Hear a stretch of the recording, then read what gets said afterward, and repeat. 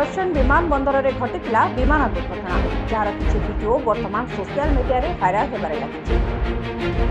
सूचना अनुसार तुषारपात पर प्रबल पवन मध्य डेल्टा एयरलाइंस एक आंचलिक विमान अवतरण करने समय दुर्घटनाग्रस्त होता।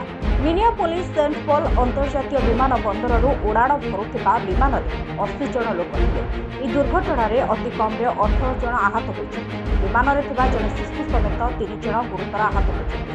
एपर्यंत कौन मृताहतर खबर नहीं। कानाडिया कर्तृपक्ष कहते से दुर्घटनार कारण तदंत करेंगे जहाँ एपर्यंत जमापड़ी। एबे ए घटनार वीडियो सामना आसी।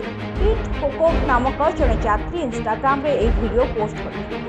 विमान दुर्घटनाग्रस्त होगा परे क्रू मेंबर ताको विमान भीतर उद्धार कर समय ओलटाई पड़ा विमान उपरे एक अग्निशम गाड़ी बाहर पानी